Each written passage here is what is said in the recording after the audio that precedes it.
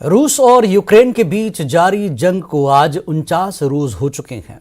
इस बीच रूस ने दावा किया है कि मारियोपोल में 1000 से ज्यादा यूक्रेन फौजियों ने हथियार डाल दिए हैं। सैटेलाइट तस्वीर में देखा गया है कि रूसी अफवाज के दस्ते यूक्रेन की सरहद की तरफ बढ़ रहे हैं, जबकि कीव मशरक़ी जारहियत के लिए तैयार है। देखिए ये रिपोर्ट।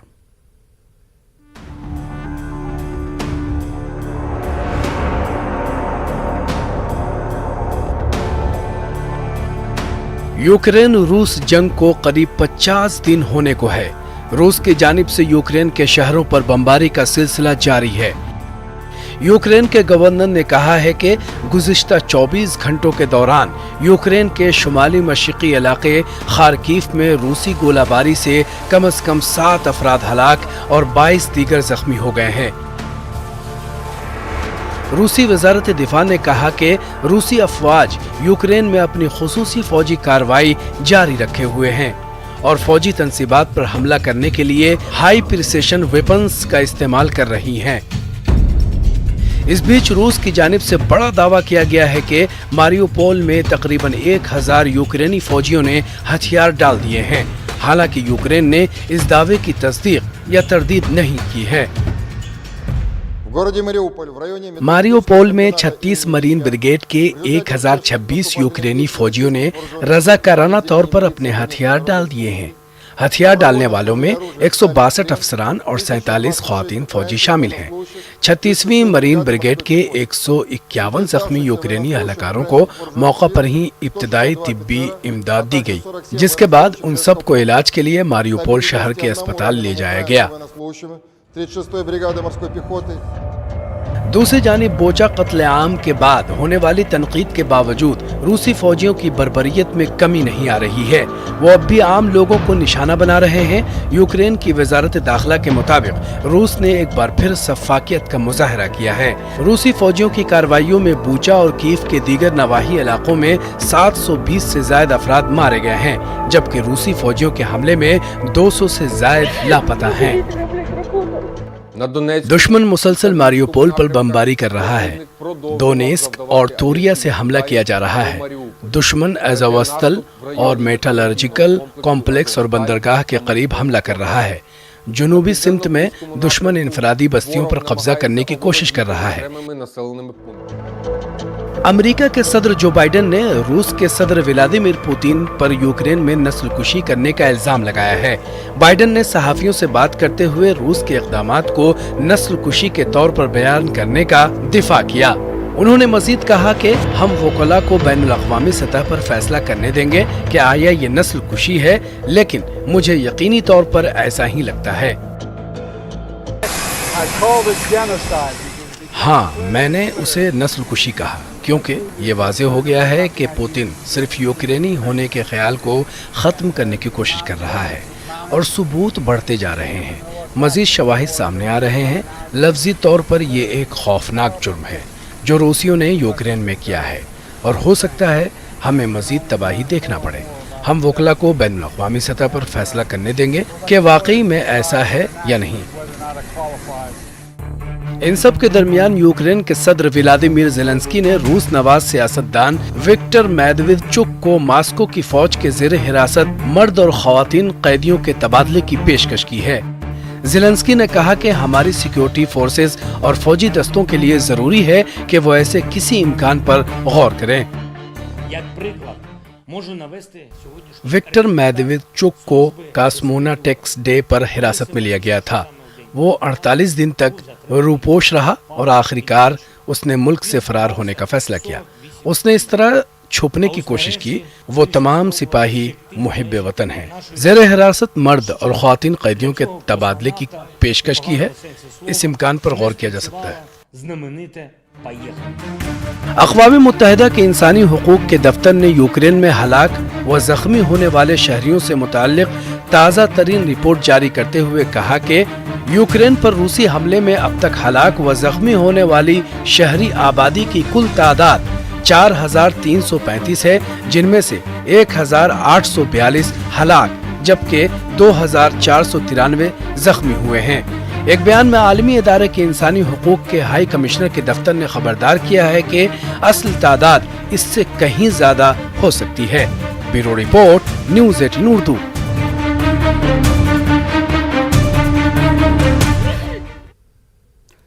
روسی صدر ولادیمیر پوتین نے ملک کی آرکٹک کونسل کے اجلاس سے کہا کہ روس گھریلو مارکیٹ میں توانائی کے وسائل کی کھپت میں اضافہ کرے گا اور دنیا کے ان خطوں میں اس کی سپلائی کو فروغ دے گا جہاں اس کی واقعی ضرورت ہے۔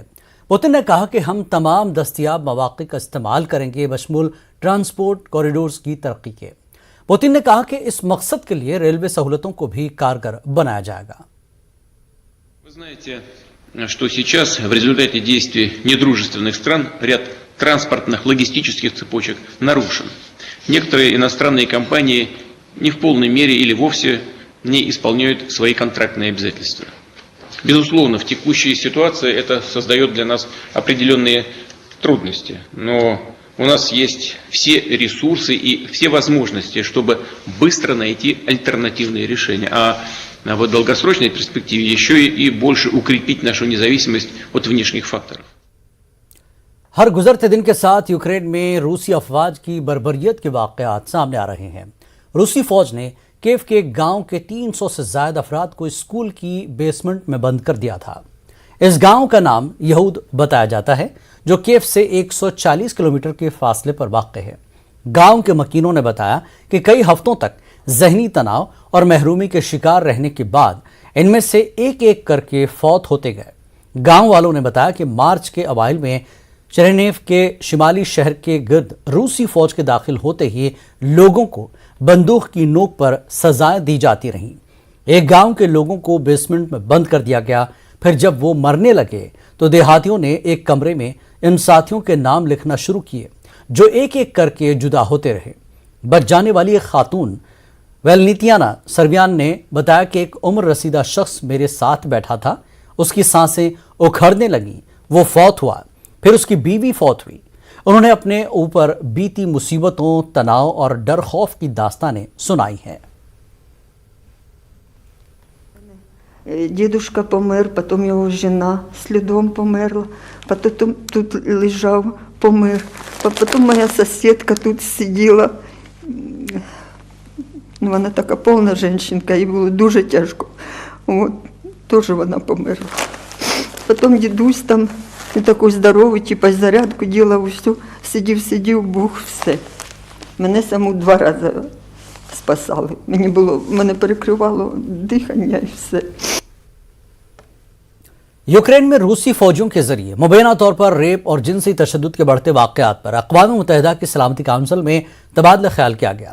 اقوام متحدہ میں ذمہ داران نے زور دیا کہ یوکرین میں روس کی جنگ کے دوران ان پرتشدد کارروائیوں کی تحقیق کی جائے جن میں خواتین کو نشانہ بنایا گیا۔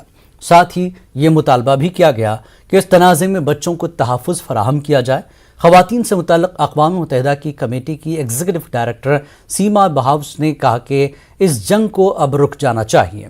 دوسری جانب روس نے ان الزامات کی تردید کی ہے کہ اس کے فوجی شہریوں کو نشانہ بنا رہے ہیں اور یوکرینیوں کے خلاف جنسی تشدد میں ملوث ہیں۔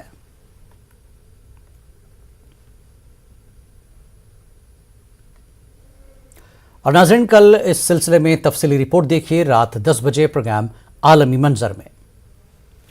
اور آگے بڑھیں گے، یوکرین پر روسی حملے کے بعد فن لینڈ نے بھی اب نیٹو میں شمولیت کا من بنا لیا ہے۔ فن لینڈ کی وزیر اعظم سنا مرین نے کہا کہ اس سلسلے میں پارلیمنٹ میں بحث کے بعد کوئی حتمی فیصلہ لیا جائے گا۔ نیٹو فن لینڈ کا خیر مقدم کرنے کے لیے تیار ہے تو روس نے نیٹو میں شمولیت پر فن لینڈ کو سنگین نتائج کی دھمکی دی ہے۔ پیش ایک report.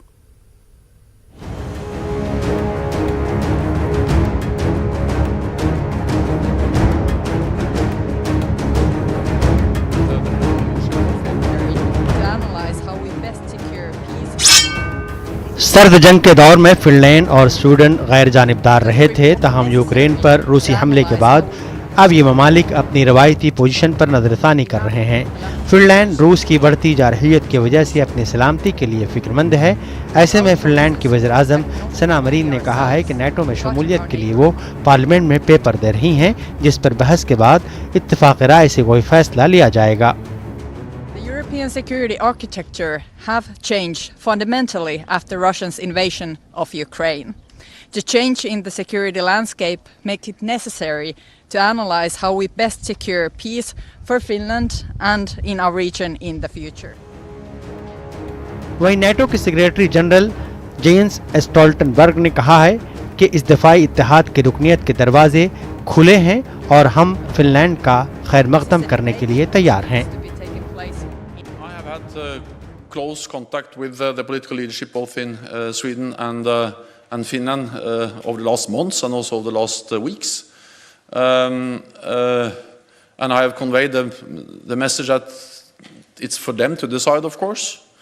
But if they apply, I expect that 30 allies will welcome them, and that we will find ways to also address the concerns they may have about this interim period between they have applied and until the last ratification has taken place.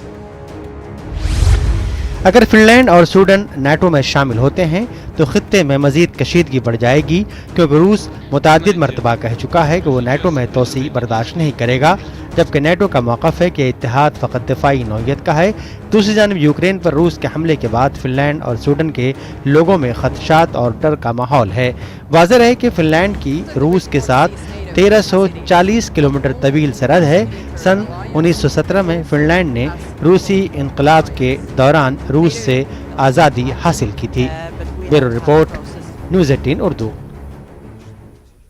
और यहाँ रुकेंगे एक break के लिए, break के बाद फिर लौटते हैं।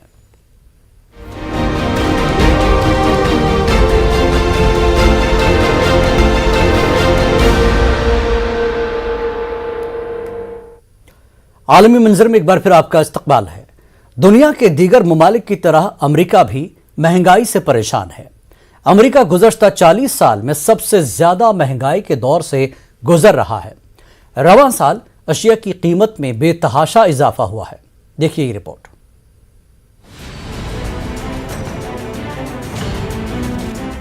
दुनिया के दीगर ममालिक की तरह अमेरिका भी महंगाई से परेशान है।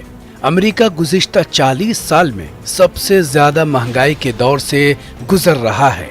रवां साल अशिया की कीमतों में बेतहाशा इजाफा हुआ है। खुराक, पेट्रोल, रिहाइश और दीगर ज़रूरियात की बढ़ती कीमतों ने अमेरिकी सारिफीन की जेबों को निचोड़ के रख दिया है। अमेरिकी लेबर डिपार्टमेंट का कहना है उसका कंज्यूमर प्राइस इंडेक्स 12 माह पहले के मुकाबले मार्च में 8.5% बढ़ गया है। यह इजाफा दिसंबर 1981 के बाद से अब तक सबसे ज्यादा है। सप्लाई चेन में रुकावट, मजबूत सारिफीन की मांग और आलमी फूड सप्लाई चेन में रुकावट की वजह से कीमतों में इजाफा हुआ है। यूक्रेन के खिलाफ रूस की जंग की वजह से एनर्जी मार्केट बुरी तरह मुतासिर हुए हैं। Gas prices are up, obviously everyone knows that. So that's an extra $1 per gallon that I'm paying to get into the city to work, and then we have the tolls that just went up this past year, $1. My eggs are $1 more as well, so everything's going up at least $1, which adds up, of course, especially when you have kids and gotta get groceries. अमेरिकी हुकूमत की report के मुताबिक फरवरी से मार्च तक महंगाई में 1.2% इजाफा हुआ है। 24 फरवरी को रूस के यूक्रेन पर हमले के नतीजे में सबसे पहले पेट्रोल की कीमतों में इजाफा हुआ।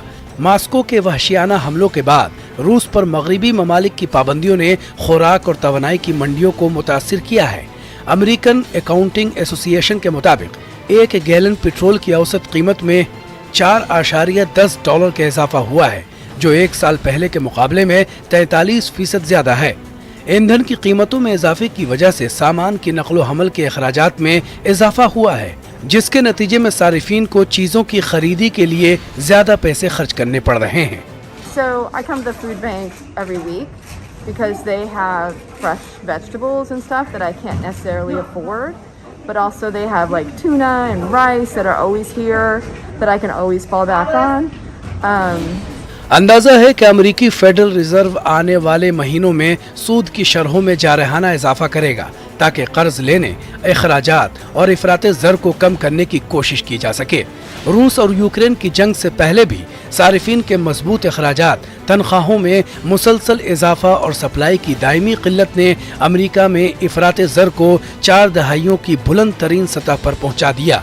मजीद बरा हाउसिंग खर्च में भी इजाफा हुआ है और ऐसा समझा जा रहा है कि महंगाई के इस इफरीत से जल्द छुटकारा मुमकिन नहीं है। Bureau report, news 18 Urdu. जनूबी मिस्र में एक हाईवे पर सयाहों की बस एक ट्रक से टकरा गई और उसमें आग भड़क उठी, जिसके नतीजे में कम से कम 10 अफराद हलाक हो गए, जिनमें 4 फ्रांसीसी और बेल्जियम की एक सयाह शामिल है।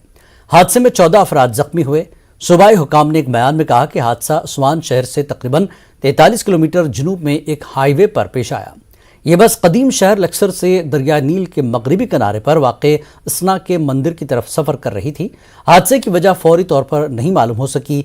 वजारत सेहत ने बताया कि 30 एम्बुलेंस जाए वक़्त पर भेजी गई हैं और जख्मियों को अस्पतालों में पहुंचाया गया। स्वान के सूबाई गवर्नर अशरफ अतिया ने कहा कि जख्मियों की हालत मुस्तहकम है।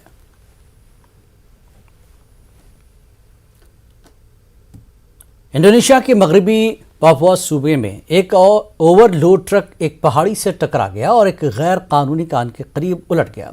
इस हादसे में कम से कम 17 अफराद हलाक और दीगर जख्मी हो गए। हादसे के वक्त ट्रक में 29 अफराद सवारी कर रहे थे। मकामी हुकाम के मुताबिक ट्रक में सवार अफराद ईस्टर का जश्न मनाने के लिए साहिली शहर की तरफ जा रहे थे। मकामी पुलिस चीफ ने बताया कि ट्रक ऑर्फिक माउंटेन जिले के मियांबो गांव में कानकनी के इलाके से आ रहा था, जब सुबह होने से पहले एक पहाड़ी से टकराने के बाद ये एक ढलवान पर उलट गया। जिंदा बच जाने वालों ने बताया कि ट्रक का इंजन पहाड़ी पर जाते वक्त बंद पड़ गया, जिसके सबब ट्रक वापस जमीन की तरफ लुढ़कने लगा। हलाक होने वालों में एक बच्चा भी शामिल है। जख्मियों को अस्पताल में मुंतकिल कराया गया। इनमें कुछ की हालत बेहद नाजुक बताई जा रही है।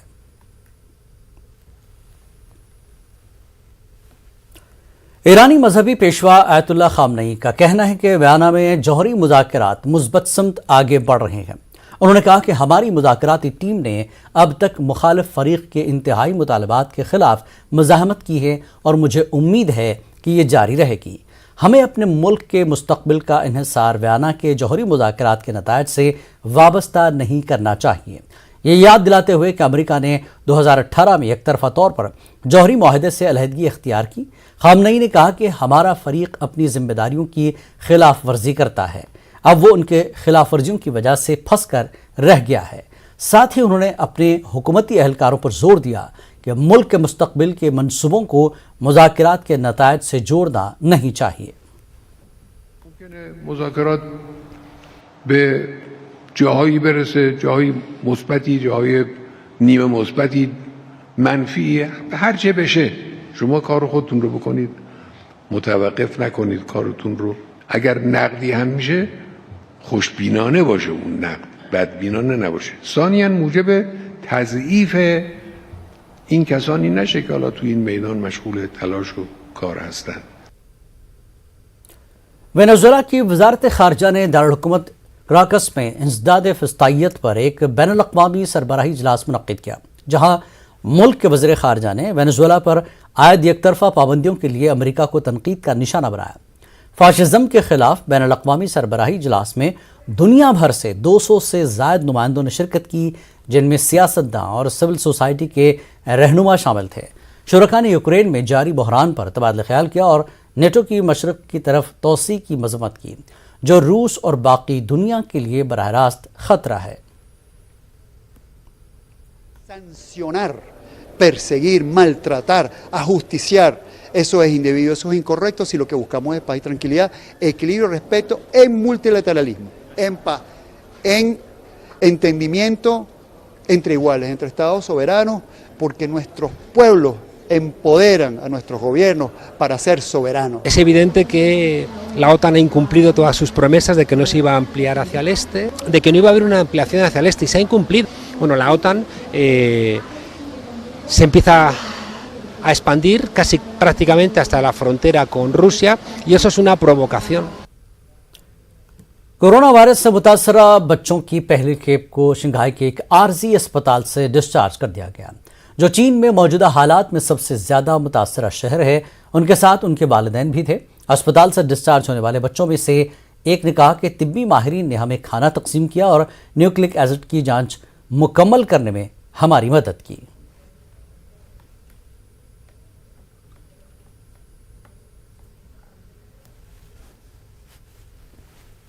平时给我们发点，平时发饭呀，给我们做核酸。16号进来的，差不多6、7天这样子。医护人员会比较关心小朋友，然后每天都会有过来，就是询问他的情况。我们一般来说是依循同进同出的原则，就是希望我们的家庭成员全部阴性，然后呢结伴回到社区，参考我们家庭的这个意愿，至少对他的床位进行必要的消杀，然后下午就有病人会入院进行接受进一步的这样一个检测治疗。आलमी मंजर में फिलहाल इतना ही। आदाब।